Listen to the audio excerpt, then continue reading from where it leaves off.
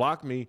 They cut blocked me, so I hopped him, and I jumped off one foot, and I got Kurt Warner. That's a shame you didn't get the Strahan treatment when Brett Favre just was like, Oh, hell sit no. down real quick. Hell no. Nobody was falling for me. They wanted to make – because you know why? This is the truth. They wanted to make sure I didn't do that damn lights out dance. Yeah. And 06, if you guys – I don't know if you remember this game. We were playing the Patriots in the playoffs. And At home, right? At home when we got knocked out. And the whole team, the entire team, other than like Tom Brady and maybe 2 or 3 other guys, were doing lights out dance. Vincent Wolford, Roosevelt Coleman, everybody was doing like, it was a big fight after the game because LT was in the crowd. Like LT went after some of the players for doing the dance, so did Phillip Rivers. I didn't even know what was going on because I was on the sideline with my head down. I was just crushed. We lost that game. So I found out, years later that I think they like slid me a picture of me doing the lights out dance under the hotel, the door to the players or in the locker room. So they could like practice. Yeah. So this was premeditated. Oh, yeah. Wow. So they were motivation too, I would imagine. Oh yeah. So they sent basically everybody on the offense at least or defense, maybe the team. I don't know, a picture of me doing from what I hear guys that talk now. So it was either in everybody's locker or they slid it under the hotel door of me doing the lights out dance. And so that's why they did it because they was using that as motivation for them winning.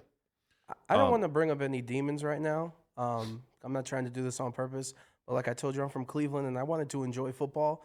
And Antonio Gates went to Kent State, so I liked you guys a lot. LT, I still got my Antonio Gates jersey. And you bring up that 06 game against the Patriots and how good you guys were, consistently winning the division, 12-4, 11-5s.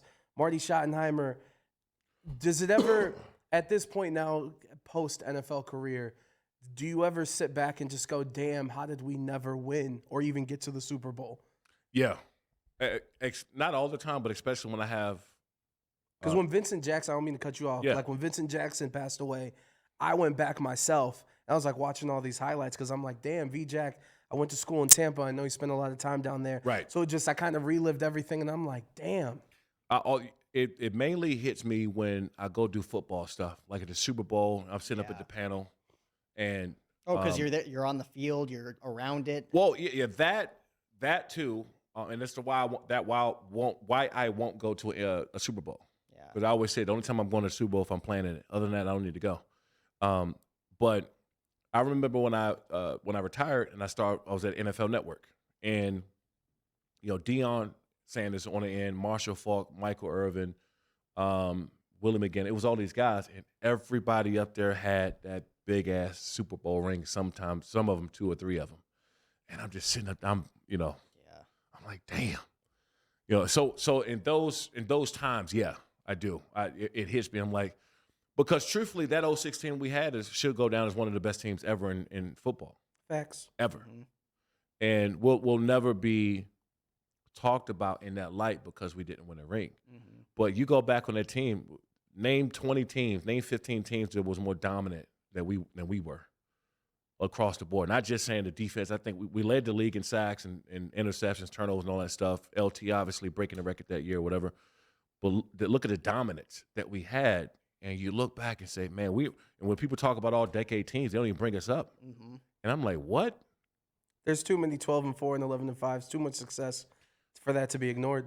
Yeah, in my opinion, and to keep a core unit like that together for as long as San Diego did with you guys. Yeah, it's like, oh, those were our guys growing up. Like that era of fans growing up, like those were our boys.